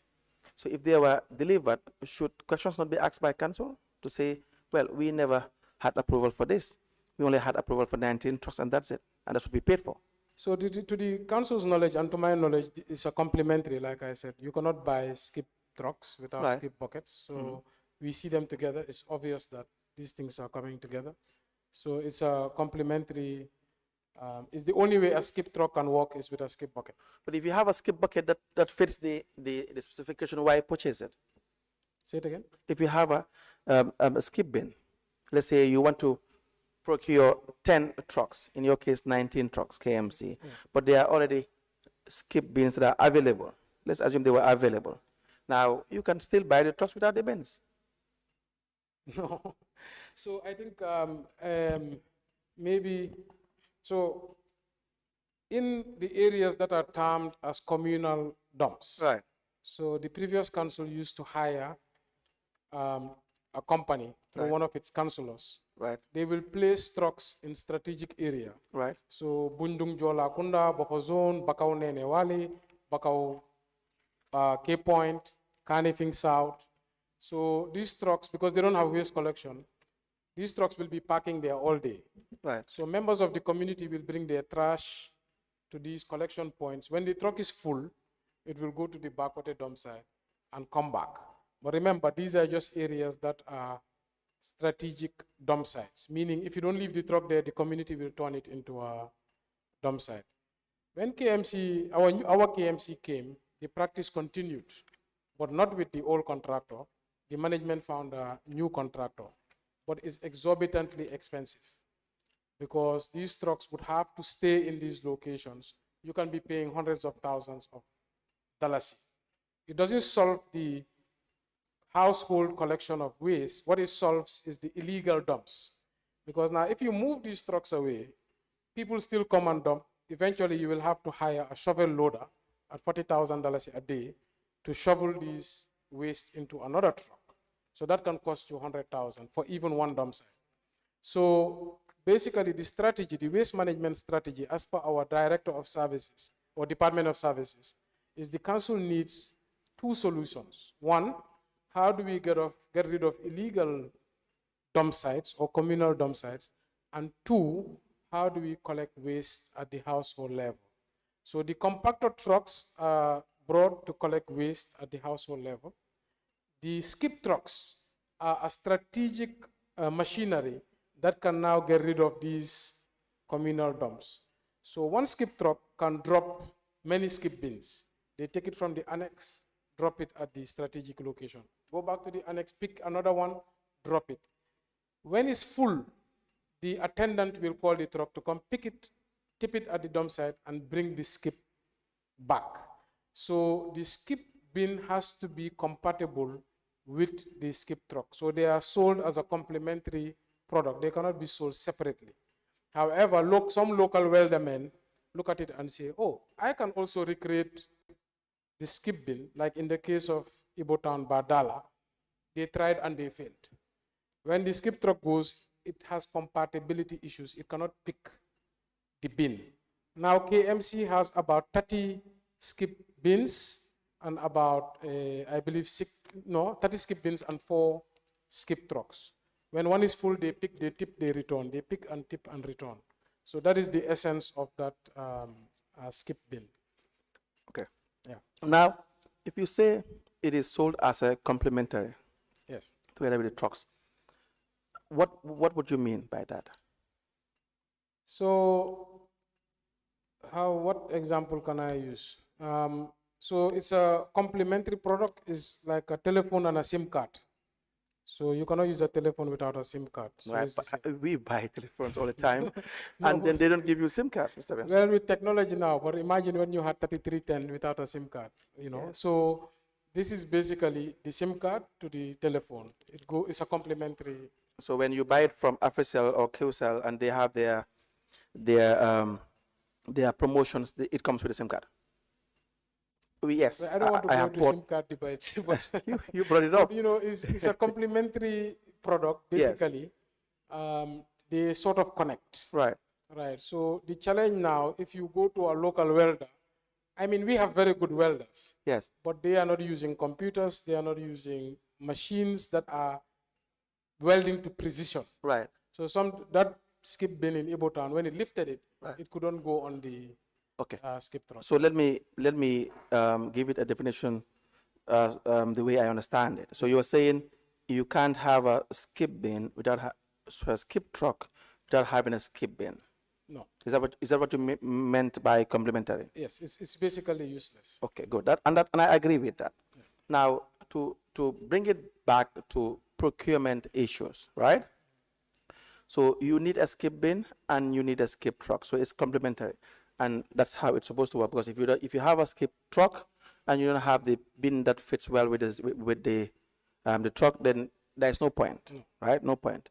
Now, do you buy them together or do you buy them separate? You have to buy them together. Okay. It makes no sense. No? Sense. Now, if it is to be bought together and it is not bought together, is that Espace's fault or KMC's fault?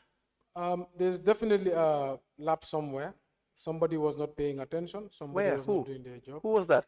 Well, Espace shouldn't sell a truck without a bin, but definitely the onus of responsibility is on the CEO, who should ensure that it's compatible. But maybe he was not knowledgeable at the time or too busy. How about CEOs council? CEOs of KMC are too busy. Well, I think from our impression, how it was presented, was these are complementary products. So, which means if the understanding of council, see the importance now of having very clear terms of in a contract. So, if the understanding of council is such that the trucks come with the skip bins, right? Yeah. And you receive the trucks, 19 trucks, and you realize that they did not come with skip bins, right? I believe they were delivered together. Sorry, the eight. They were all of them are delivered together? I believe so, yes. Yes, but what I mean for the pricing, what you have paid for. So what you have paid for is 19 trucks, and you have to subsequently pay more for the bins, right? So who bears the financial burden? If the understanding of KMC or the General Council is that they come together. So now who has the financial burden when it is not factored in the contract? So if it's not factored in the contract, definitely it should have been advised by Espace, but the responsibility, like I said, is with the customer, which is the council, Okay. through its CEO. So how it fell through the cracks where nobody saw it, like I said, the councils rely on the expertise of contracts committees and the CEOs to ensure that it is done. Yes. And if it's not done, it should have been brought back to the council and say, look, we did this mistake. We have to go through another procurement process, etc. Now, this has to all be captured, of course, during the meetings, etc. Yes.